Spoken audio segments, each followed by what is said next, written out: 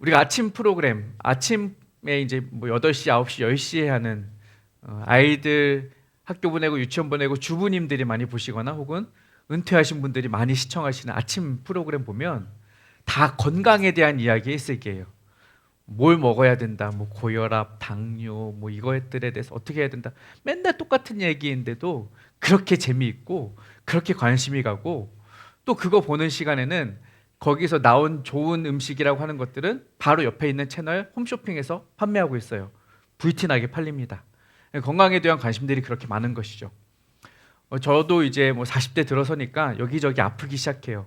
많이 망가진 건 아닌데 예전 같지 않다라는 말들 하게 되죠. 50 넘으신 분들 죄송합니다만 50 넘으시면 또 다른 그 건강의 이상 징후를 느끼시게 될 것 같아요. 여기는 50 넘으신 분들이 한 분도 없어요. 그렇죠? 우리 다 30대처럼 살고 있으니까. 근데요, 그래요. 그렇게 보면 제가 이제 건강 프로그램들을 즐겨 보면서 또 관심 있게 보면서 느끼는 건 뭐냐면요, 여러분 힌트예요. 그거 안 보셔도 답인데요. 거기서 말하는 것들은 다 뭐냐면요, 기본으로 돌아가라는 거예요. 기본으로. 뭐냐? 먹는 것들 잘 먹고, 잠 잘 자고, 운동 꾸준히 하면 건강한다는 거예요. 그러니까 우리가 건강을 위해서 뭐 엄청난 노력을 하고 건강식품 먹고 뭐 이럴 필요가 없고요. 기본적인 거. 밥이 뭐다? 보약이다. 잠도 보약이다. 다 보약이에요. 그러니까 기본적인 생활만 잘하면 되는 거예요. 뭐 일반적인 것들 우리가 대하는 많은 것들을 보면 그런 것 같아요. 기본만 잘 되면 그 다음은 잘 풀려요.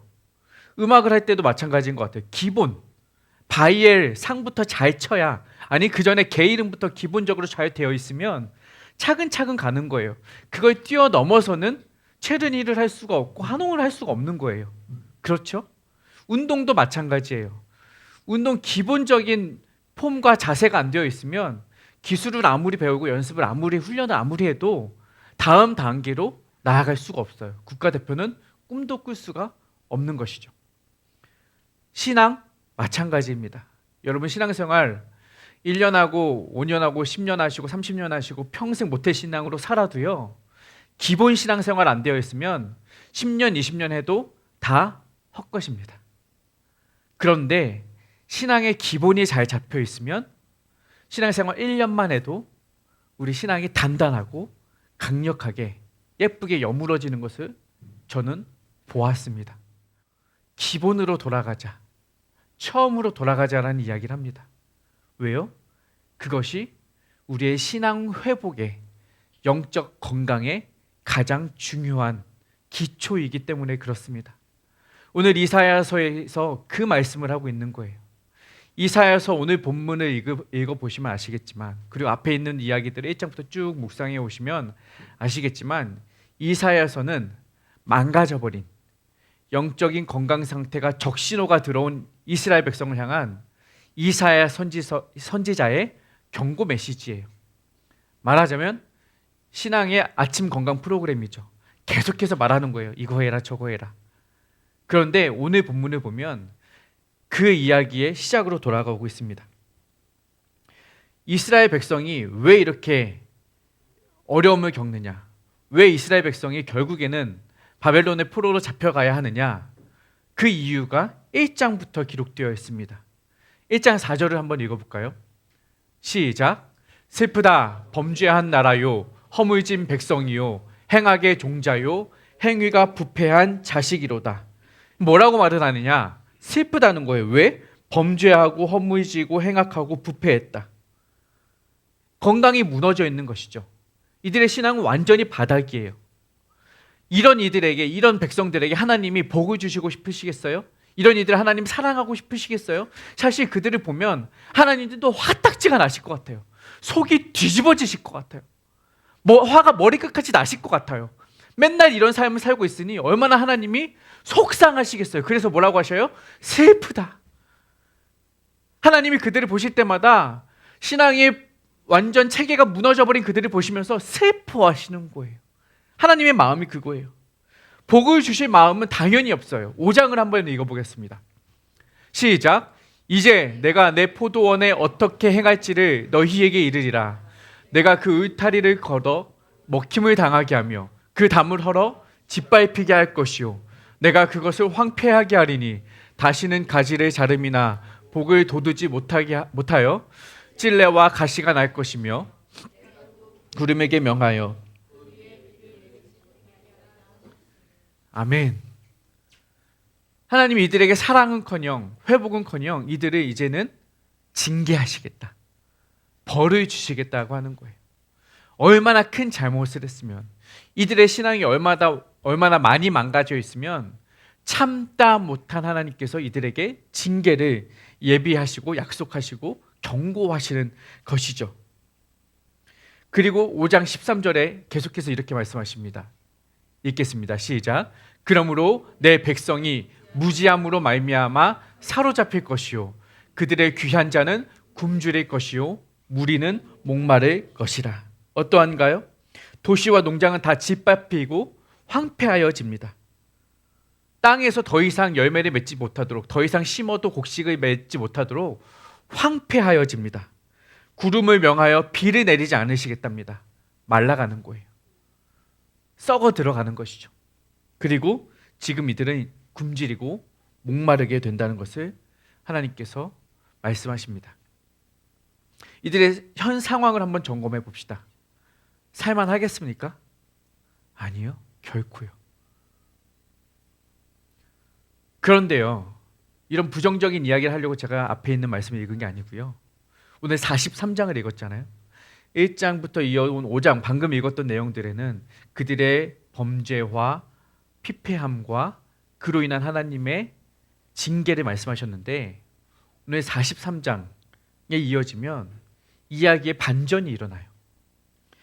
오늘 43장은 어떤 상황이냐면 43장 11절 한번 읽어볼까요? 시작. 나 곧 나는 여호와라. 나 외에 구원자가 있다? 없다. 누가 없다? 구원자가 나 외에 없다.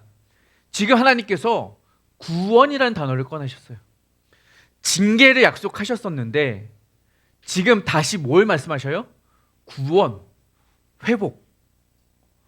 이들이 망가졌던 건강을 회복시킬 것을, 구원시킬 것을 암시해 주시는 말씀이에요.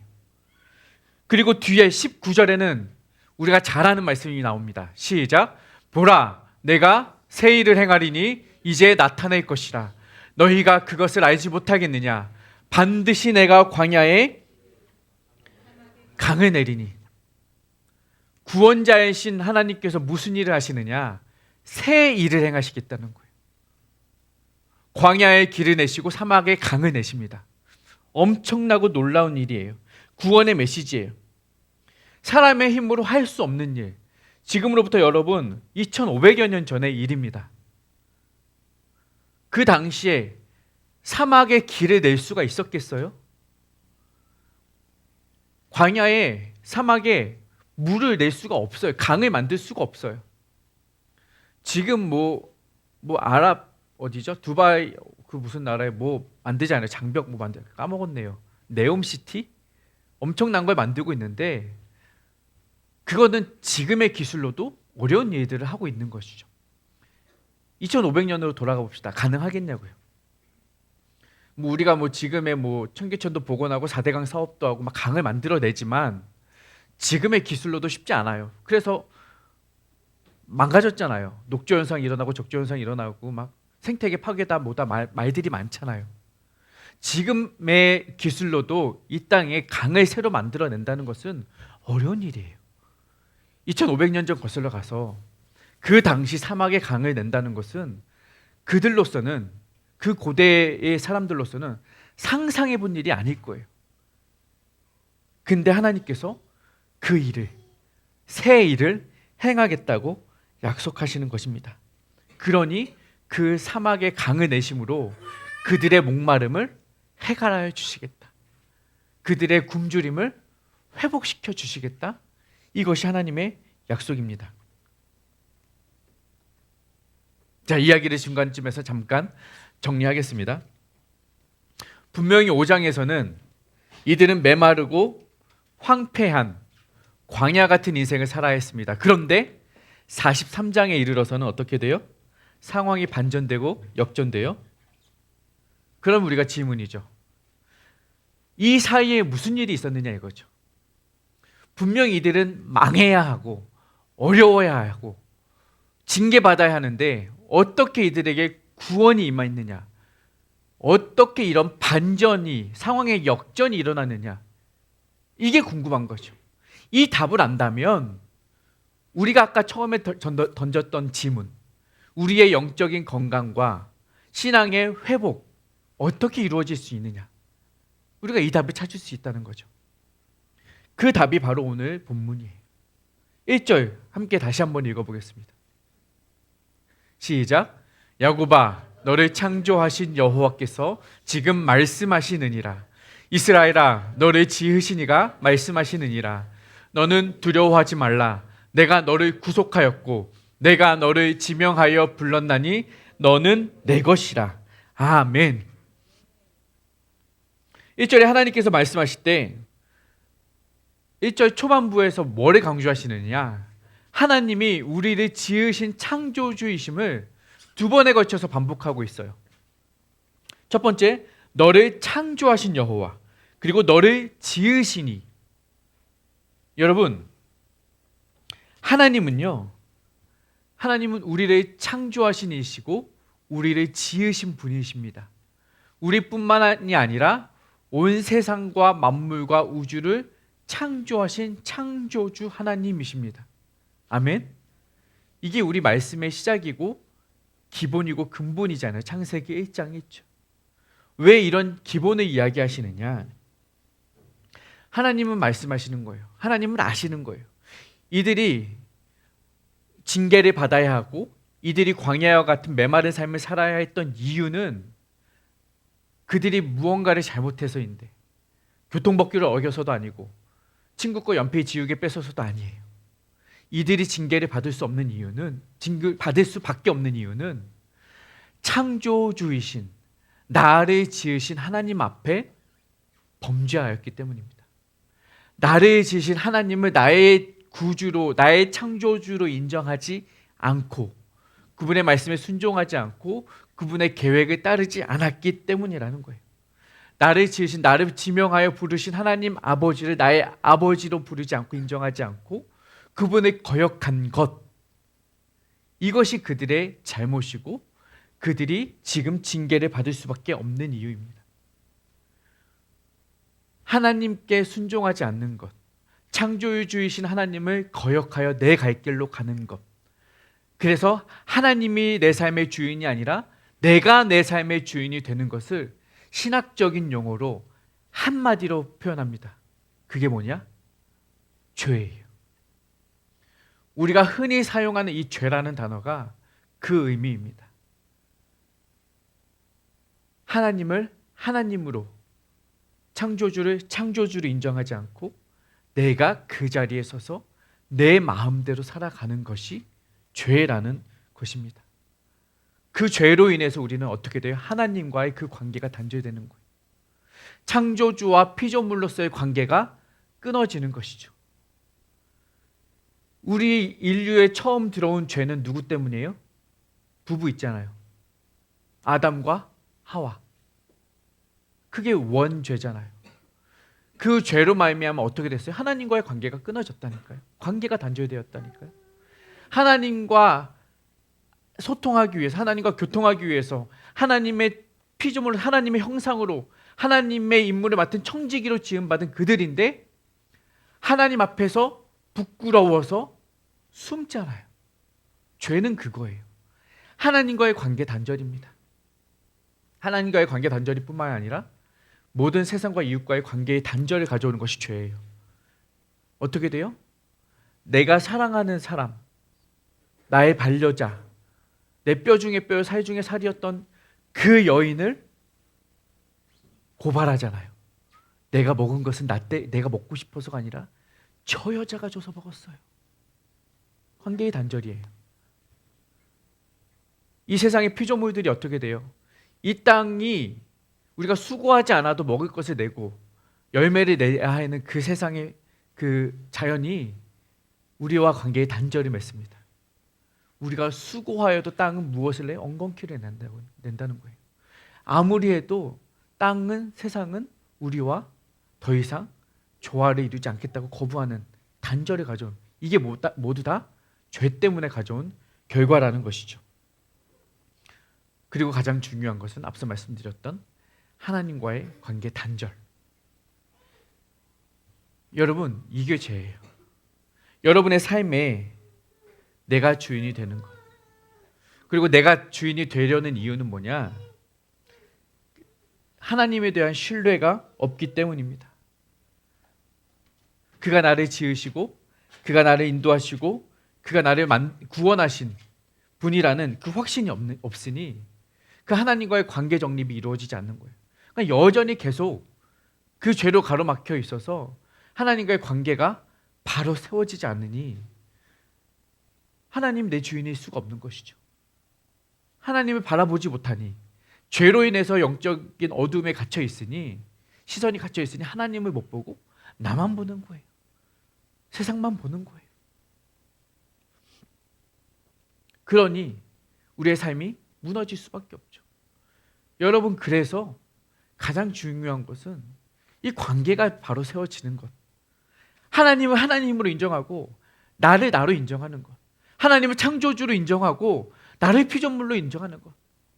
여러분, 하나님은 하나님이시고 나는 피조물입니다. 여러분, 영어에서도 그러잖아요. 너는 학생이고 나는 선생이야. 뭐예요? 관계 정립을 하는 거예요. 이 관계가 안 세워지니까 자꾸 이렇게 막 여자로 보고 막 그러는 거잖아요. 그래서는 안 되는 관계인데 문제가 생기는 거예요. 관계의 문제. 더 나아가서 심오하게 생각하면 요즘 세대의 교권이 많이 무너지잖아요. 왜 그래요? 너는 학생이고 나는 선생인데 이 선생을 선생으로 인정하지 않는 이 관계가 무너지는 것이죠. 그러니 선생님께 대들고 학교에서 내 마음대로 하는 거예요. 여러분, 여기서 시작인 거예요. 여기서. 이 문제가 시작이라고요. 길 가다 중딩이 담배를 펴요. 꼬나 물고 있어요. 그런데 제가 가서 야, 이 녀석아, 너 당장 내 입에서 그것을 꺼내지 못하겠니? 라고 말을 한다면 그 녀석이 제 말을 곧이곧대로 들어요? 조그만 게 아저씨 뭔데 까불어요? 뭔데 나한테, 이렇게 나오는 거죠. 왜 그래요? 당신이 뭐냐 이거죠. 당신은 나와 무슨 관계냐 이거죠. 관계가 없으니 다음 단계가 나갈 수가 없는 거예요. 무슨 말을 해도 듣질 않아요. 마찬가지예요. 하나님이 나하고 무슨 상관인데요? 하나님 나와 무슨 관계인데요? 나에게 뭐라고 말씀하시고 나에게 명령하시고 나에게 지시하는 당신이 나와 무슨 상관인데요? 이렇게 나온다고요. 관계 정립이 안 되면 우리는 계속해서 그런 삶을 살 수밖에 없다는 것입니다. 그러니까 하나님이 생각하신 해답은 뭐예요? 이 관계를 회복해야겠다는 거예요. 이 관계를 바로 알려줘야겠다는 거예요. 내가 누구인지를 알려주고 너희가 누구인지를 알려줘야겠다는 거예요. 그래서 43장 1절에서 뭐라고 말씀하시냐? 내가 창조주다. 내가 구원자다. 내가 너를 만든 사람이다. 만든 사람이 아니라 만든 신이다 라는 것을 알려주시는 거죠. 그래서 이스라엘 백성으로 하여금 너희가 지금 나를 거역해선 안 된다는 사실을 가르쳐 주시는 거예요. 그래서 43장은 나와 너의 반복이에요. 나와 너의 반복. 나는 나고 너는 너다라는 이야기를 계속해서 반복해서 가르쳐 주시는 것입니다. 그래서 1절에서 너는 누구다? 너는 내 것이다. 너는 나의 것이다. 너는 나의 소유이다. 이 이야기를 가르쳐 주시는 거예요. 이 말에는 무슨 의미가 담겨 있느냐? 너는 내 것이니 너는 내 자녀다운 삶을 살아라. 내가 거룩하니 너도 거룩해라. 이 이야기를 이 속에 담아두고 계시는 거예요. 그러면 어떻게 돼요? 나는 너희 하나님이 되고 너희는 내 백성이 되리라. 하나님께서 계속 이 이야기를 가르쳐 주시고 싶으셨던 거예요. 이게 조건이에요. 내가 되고 너는 너가 되는 것. 하나님은 그 말씀을 통해 우리를 불러주시는 거예요. 너는 누구다? 너는 내 것이다. 나는 하나님의 소유라는 이 정체성이 생겨야 여러분, 그때서야 비로소 우리는 하나님께 순종할 수 있는 그런 믿음이 생기는 거예요. 하나님에 대한 인정함이 없이는 우리는 믿음이 싹 틀 수가 없어요. 여전히 나는 나를 믿을 수밖에 없는 거죠. 여러분, 그러므로 이 하나님에 대한 온전한 인정과 주권을 고백하심으로 하나님의 백성다운 삶을, 그에 합당한 삶을 살아가시기를 축복합니다. 이것은 단순히 그저 착하게 살라는 게 아니에요. 그저 선하게 살으라는 의미가 아닙니다. 하나님과의 관계를 세우라는 거예요. 하나님과의 관계. 내 삶에서 우선순위, 내 삶의 초점, 내 삶의 방향이 주님을 향하여 집중되도록 그 돋보기의 초점을 모으라는 거예요. 뜨겁게. 여러분, 그게 기본입니다. 그 신앙의 기본, 내 하나님을 나의 하나님으로 인정하는 것에서 하나님과의 관계 회복이 일어나고, 그때 비로소 우리는 과거에 피폐했던 삶들이 회복되는 것을, 구원되는 것을 누리고 깨닫게 될 것입니다. 그러므로 여러분에게 권면드립니다. 하나님과의 관계 회복을 위해서 힘쓰십시오. 그것이 기본입니다. 그러면 그 관계 회복이 뭐냐? 예배, 교제, 교육, 훈련, 봉사. 이제 링크처치가 회복하기 원하는 5가지 관계입니다. 예배, 교육, 교제, 전도, 봉사. 예배, 하나님과의 관계 회복입니다. 교육, 하나님과의 말씀의 고리를 회복하는 것입니다. 교제, 성도와의 고리, 관계를 회복하는 것입니다. 전도, 믿지 않는 사람들과의 관계를 회복하는 것이고, 봉사, 세상과 공동체의 관계를 회복해 가는 것입니다. 이 모든 것이 어우러질 때 하나님과의 관계가 회복되는 신앙의 기본으로 돌아가게 되는 것입니다. 여러분, 그러므로 예배 생활을 회복하십시오. 예배가 가장 기본입니다. 예배가 가장 중요합니다. 우리 교회 얼마나 좋아요. 새벽 예배도 없어요. 수요 예배도 없어요. 일주일에 2번만 오면 돼요. 2번만 오시면 돼요. 그 회복하시라고요. 그 예배의 자리 회복하시라고요. 하나님 앞에서 엎드리시고, 하나님 앞에서 예배하시고, 하나님께 무릎 꿇으시면서 내 주권이 주님께 있음을 인정하시라고. 거기서 신앙이 생기는 것이고, 그 자리에 나와서 예배하시면서 신앙이 성장해 가는 거예요. 우리가 그 자리에 나오지 않으면서 신앙이 자라기를, 하나님 앞에 나아가기를 어불성설입니다. 불가능해요. 예배가 신앙의 기본입니다. 기도의 시간 가지십시오. 기도, 제가 아까도 금요 기도의 광고에 멘트를 바꿨어요. 기도가 기본입니다. 기도는 기본이에요. 기도 우리가 흔히 비유적으로 이런 이야기하죠. 기도는 우리의 호흡이다. 많이 들어보셨죠? 여러분, 지금 일주일 동안 숨 안 쉬고 사셨어요. 기도 안 하시면 숨 안 쉬고 사신 거예요. 사라지세요? 아니요. 기도의 자리에 나오십시오. 기도할 수 있을 때 기도하시고요. 기도할 수 없을 때 또 기도하십시오. 기도는 쉬지 말고 기도하라고 하나님께서 명령하셨기 때문입니다. 기도의 기본으로 돌아가십시오. 찬송하십시오. 하나님께서 우리를 지으시니요, 내가 나의 백성을 찬송하게 하려 지으셨다고 하나님 말씀하셨어요. 우리를 지으신 이유, 주님을 찬양하는 것입니다. 돌아가십시오. 내가 왜 지음받았는지를 기억하시면서 그분을 찬양하는 삶을 사십시오. 말씀 읽으세요. 말씀 읽으세요. 말씀을 씹어 먹으세요. 말씀 읽지 않고 하나님의 뜻이 어디 있지? 하나님 왜 나에게 말씀하시지 않지? 당연히 말씀하시지 않죠. 말씀을 안 읽는데 어떻게 말씀하세요? 말씀 읽지 않으면서, 말씀 암송하지 않으면서, 말씀 묵상하지 않으면서 하루를 살면서 양식이잖아요. 기도는 호흡이고 말씀은 양식이에요. 먹어야죠. 영의 양식을 먹어야죠. 먹지도 않으면서 배고프다고. 여러분, 드십시오. 말씀을 씹어 드십시오. 예물 드리십시오. 정성껏 드리십시오. 나의 삶이 주님께로 왔음을 인정하시고 모든 것이 주님께서 주신 것이라고 인정하신다면 주님께서 주신 것들 중에 가장 좋은 것 구별하여 드리십시오. 제가 매주 그렇게 기도하잖아요. 가장 좋은 것 받으신 것 중에 구별해서 드리시라고요. 그것이 하나님의 주권을 인정하는 것이라고요. 물질이 있는 것에 마음 믿잖아요. 드리지 않으면서 하나님을 사랑한다고 말할 수가 없는 거예요. 결국 드리지 않는 것은 나를 사랑하는 것이죠. 땅의 것을 사랑하는 것이죠. 하늘의 복을 절대 쌓아놓지 않고 땅의 복만 쌓으면서 땅의 기름진 것만 바라면서 여러분 나중에 어떻게 사시려고 해요? 드리시라고요. 기본이라고요. 성도를 위해 봉사하십시오. 사랑하시고 섬기시고 보살피시고 물어가시면서 성도를 사랑하시는 것. 제가 지금 말씀드린 것들 다 기본이에요. 그 어느 것 하나 빠뜨리시면서 신앙생활 잘하고 있다고 자만하지도 마시고 교만하지도 마십시오. 뭐 하나 부족하다면 여러분의 삶의 신앙에 이상이 올 수밖에 없는 거예요. 잔소리입니까? 아니요. 여러분 병원 가보십시오. 의사 만나면 맨날 잔소리예요. 여러분 건강하시니까 그냥 가셔도 좋습니다. 그런 의사 없어요. 잔소리예요.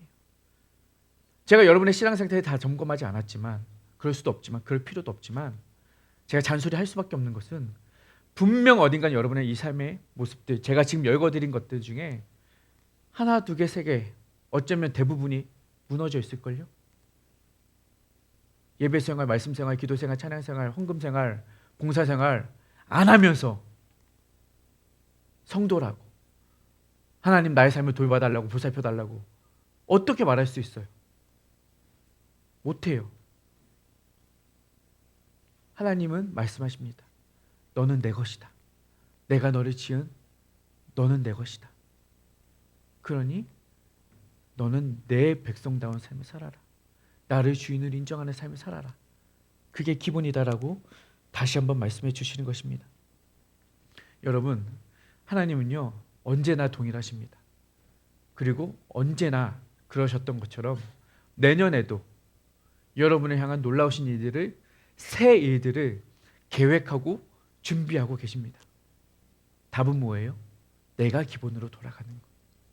그것이 되면 그 다음은 하나님께서 책임져 주시는 거예요. 내가 주인이 되어서 내 삶의 주인이 되어서 내 마음대로 하면 내가 하는 것밖에 못해요. 하지만 하나님이 내 삶의 주인이 되어서 내 삶을 맡겨드리면 하나님이 내 삶을 이끌어 가십니다. 하나님이 내 삶 대신 살아주십니다. 우리 그런 경험했잖아요. 다 그런 경험 한 번씩 하시지 않았어요? 내 힘으로 할 수 없을 때 하나님이 내 삶 인도하신 것 경험한 적 있으시잖아요. 그 초반에 그 신앙 영적인 경험들 간증거리 다 있으시잖아요. 근데 어느 순간 우리의 삶이 이렇게 말라버리고 왜 그런 거예요? 세상에 치여서 다 그렇게 되는 거예요. 부탁드립니다. 간절히 부탁드립니다. 여러분의 삶에 신앙을 회복하여 가십시오. 오늘 말씀을 꼭 기억하시기 바랍니다. 1절에 야곱아 너를 창조하신 여호와께서 지금 말씀하시듯이라. 정아 너를 창조하신 여호와께서 지금 말씀하십니다. 지금 우리를 부르고 계신 거예요. 이 말씀이 여러분에게 정확하게 적확하게 대입되었으면 좋겠어요. 여러분의 이름이 그 자리에 들어가서 유진아, 영진아, 이내야 너를 창조하신 여호와가 지금 너를 부르고 있다라고 부르시는 그 음성을 여러분 올해 좀 들으셨으면 좋겠어요. 그리고 내년에 그 이들에 힘쓰시기를 바랍니다. 여러분을 부르셨던 그 순간들을 떠올려 가시면서 언제 부르셨는지, 어떤 상황에 부르셨는지, 누구와 함께 하셨는지, 무슨 일을 행하셨는지, 어떻게 내가 반응했고 내가 어떻게 다짐했는지를 다시 한번 생각해 보시면서 과연 나에게 하나님은 누구이시며 나는 그 앞에서 무엇을 해야 하는가? 그렇게 우리의 삶에 새 일을 행하실 하나님을 기대하시는 그렇게 기본으로 돌아가시는 내년이 되시길 축복합니다.